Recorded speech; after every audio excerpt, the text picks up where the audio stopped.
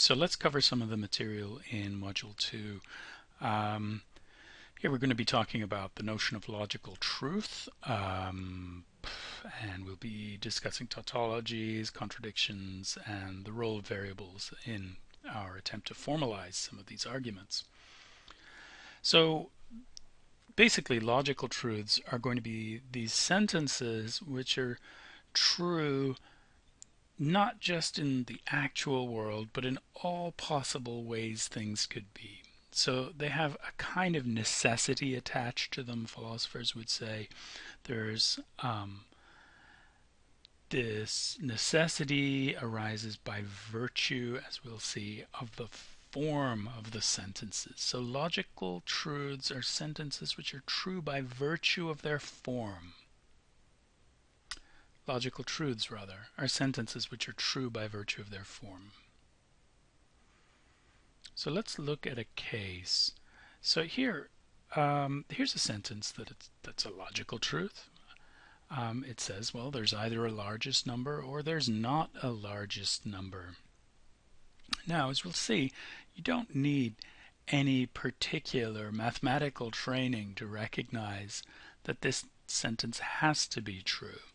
So the sentence is true, we'll say, by virtue of its form. And we'll try to take apart the form in the next slide. But even someone who knew nothing about mathematics, and maybe there is a difficult mathematical question here, is there genuinely a largest number or not? That question is ultimately irrelevant to the truth of the sentence. There is a largest number or there's not a largest number. It's either raining or it's not raining, etc. So there's something about the form that makes this a logical truth, makes it such that it has to be true. So let's take a look at the form here. So what we've got is, I've underlined the logically active parts of this sentence. So we've got an or, and the or is our disjunction. We'll call the or the disjunction. And we've got not is a negation. So we've also got the declarative sentence, there is a largest number, and the negation of the declarative sentence, so there is not a largest number. Now what we've done here is we've introduced variables q, and the variable q stands for the declarative sentence, there is a largest number. And we know that either the first q or the denial of q must be true. And we say that this is an example then of a tautology. We know that it must be true by virtue of one of the basic principles in logic, the so-called law of excluded middle. So what is the law of excluded middle? The law of excluded middle says that a sentence and the denial of the sentence can't be legitimately asserted together. So let's take a look. There's lots to be said about the law of excluded middle, but I'll try and control myself here and move on. So we saw a tautology is a sentence that's true by virtue of its logical form. A contradiction is a sentence that's always going to be false by virtue of its logical form. So some sentences then are always false by virtue of the form, and we call these contradictions. So let's compare our tautology with the following contradiction.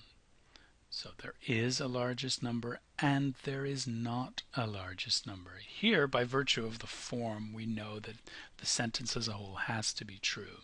So it's asserting that there is a largest number and it's asserting that there isn't a largest number. So notice that the operative difference between these two is the logical words, the operators and or, and not. So the difference in those operators is what makes the difference between a tautology, something that's always true, and a contradiction, something that's always false.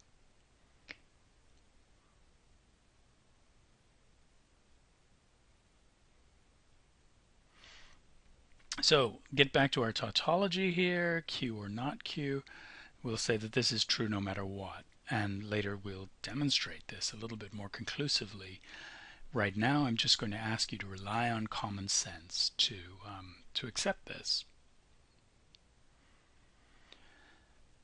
I mentioned earlier that Q is serving as the variable. It's serving as the variable for the declarative sentence. And so in sentential logic, in the logic we're working on right now, a variable simply serves as the placeholder for any declarative sentence. So you can put any declarative sentence in for the Q.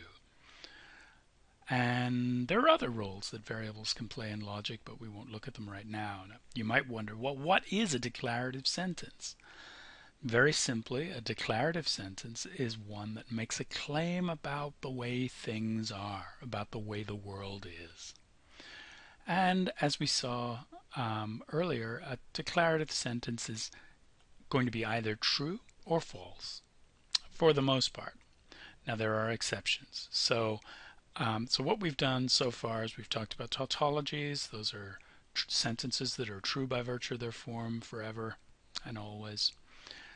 Contradictions, sentences that are false by virtue of their form. We've taken a look at the parts of the sentence that make the difference between tautology and contradiction, those logical operators. And we've introduced the idea of a variable for a declarative sentence.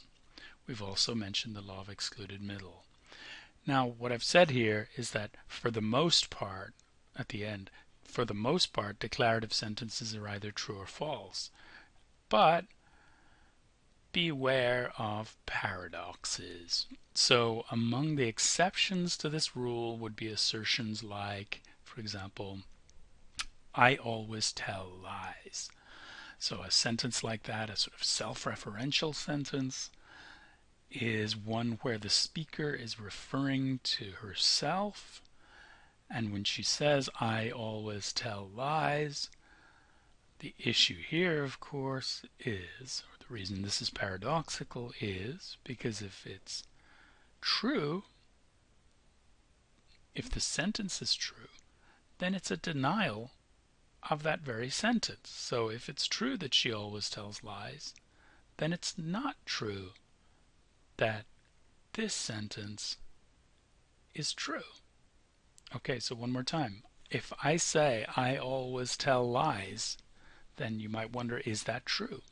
Now, if I've uttered a true sentence, then I don't always tell lies. So this particular sentence would turn out to be false. Okay, so you think about that for a little bit. Here's another example. Here it's self-reference is a little bit more complicated. We say the green sentence is false in red, and then in green we say the red sentence is true. Okay, well, paradoxes are funny things, and they won't occupy us too much in this course, but they're worth knowing about.